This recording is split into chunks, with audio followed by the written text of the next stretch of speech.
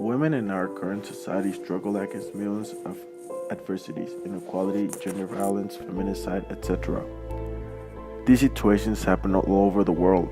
The exceptions are extraordinary that have been able to give women their place as a human being.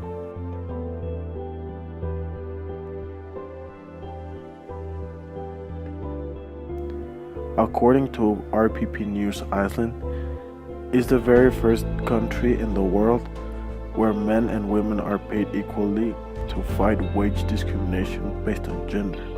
Any company with 25 or more employees must certify pay equality every year. This country, followed by Norway and Finland, are the most equitable countries in the world.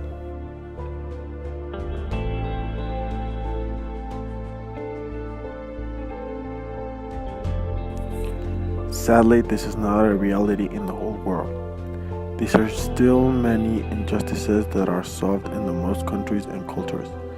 According to information released by the United Nations, an average of 137 women around the world die every day at the hands of their partner or a family member.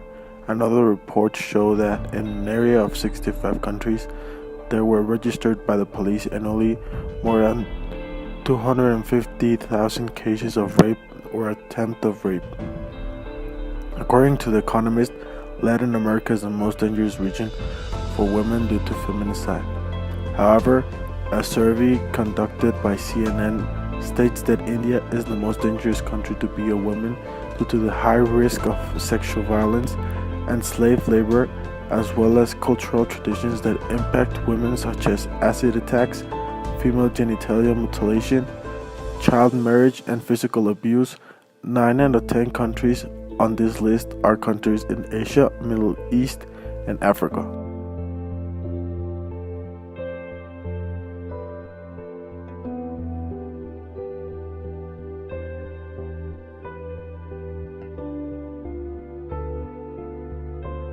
The mistreatment, denigration, and even murder of women for cultural reasons is a situation that continues to occur in our present.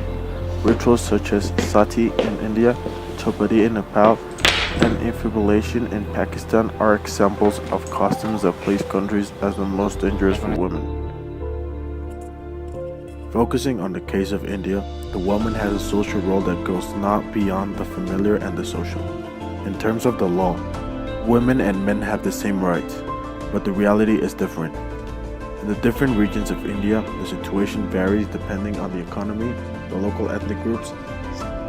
Statistics show that women are raped every 30 minutes in India, according to the National Department of Criminal Records.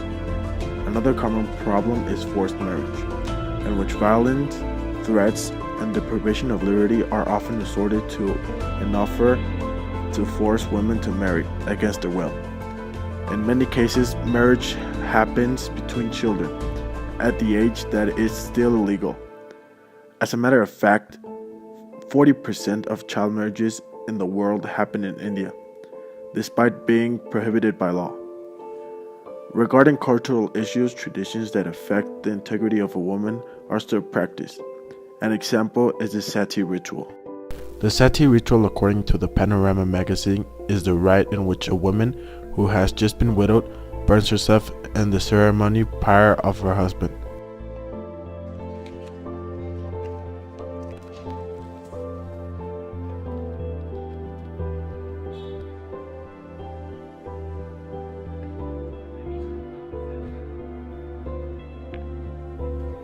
In the beginning of time, the great goddess who created the world and then lives as the world was asked to incarnate as Sati to unite in holy marriage to Shiva. Without the presence of Sati, Shiva could not act in the world as he sat on a mountain, lost in meditation, and did not want to fulfill its cosmic function. This created a massive destruction in the cosmos. Therefore, the great deities, Brahma the creator and Vishnu the maintainer of the creator, approached the goddess on her knees and begged her for the good of the world to take the form of a woman and take him out Shiva of his trance. His father in this world was to be Daksha, a minor elemental deity. The goddess accepts with only one condition.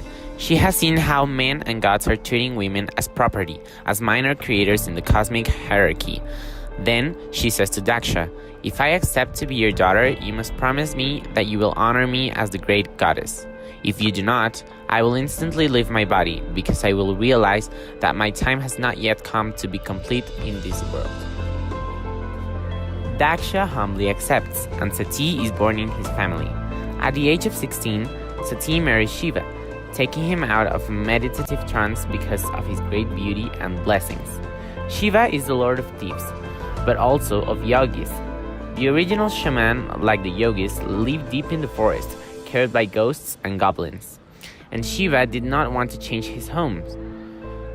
And for eons, Shiva and Sati made love passionately under the trees and by streams, in subtle worlds beyond the clouds, and in secret mountain caves. They worshipped with cosmic passion. Then the problems started. It had been a few thousand years, and Daksha now occupied a position of power as the leading deity of an orthodox religion. In the chorus, he had forgotten his promise to the goddess and had forgotten the true nature of his daughter. Daksha disapproved of the rebellious state of Shiva and also felt constantly threatened. Therefore, he planned a huge cosmic ritual of fire, and he deliberately did not send invitations to his daughter and consort. He not only had aggrieved and insulted her husband, but he had dishonored Mother Earth, the very power of life. Sati realized that she could not remain in a world that did not recognize her. She sat in meditation, concentrated her inner fire, and sent her life force into ether, leaving her body behind. As the goddess deeply understands the mystery of time, she knows that her death is not the end, because the day will come when she can reincarnate once more to marry her husband. Maybe this time the world is prepared for it. Our couple celebrates today their wedding. In Hindu culture, women have no value outside the institution of marriage. The act of sati took place voluntarily in most cases, but somehow social pressure could make immolation mandatory. For a widow without children, her life lacked initiative. In most cases, on the contrary, a widow's desire to immolate herself was avoided by her relatives. As incineration of the deceased occurs the day after the death, the widow has to make the decision quickly.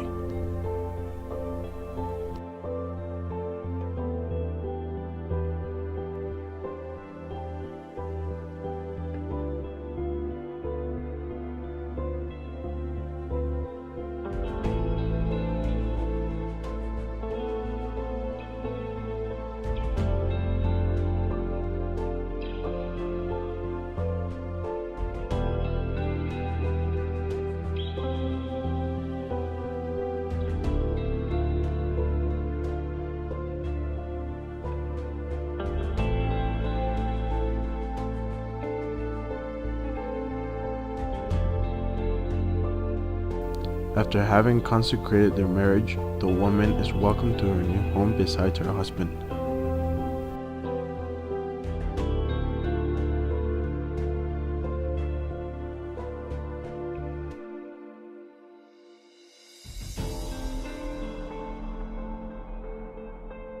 The woman fulfills her role as a housewife.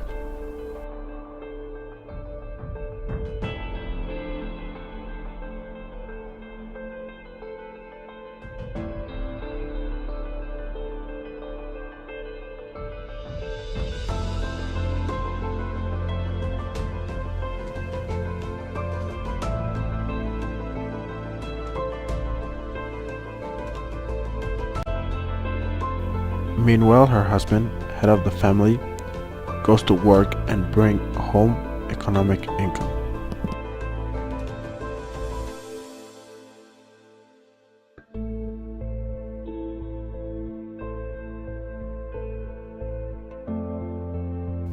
The man has become ill. We do not know what his disease is, but his health is at risk. It is inevitable.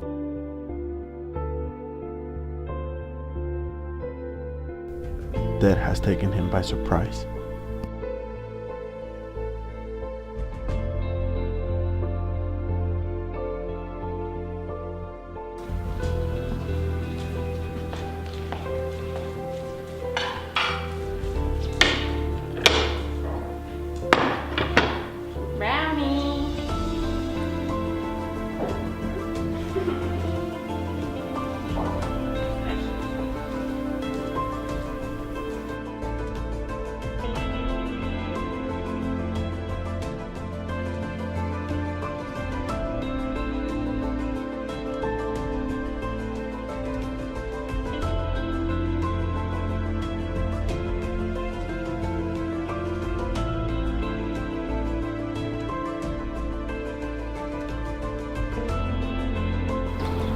woman, in a desperate attempt of saving herself, looks for any means necessary to keep having an income as basic as it may be.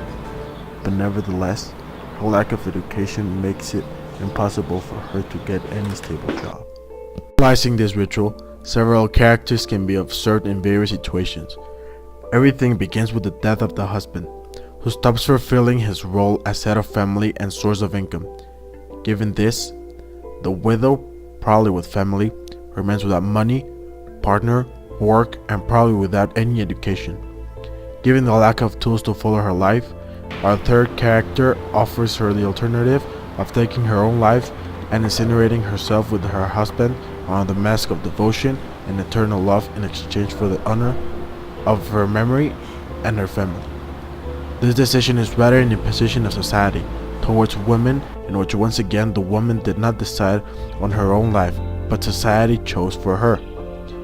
Once the ritual is over, we can see that society is our winning character.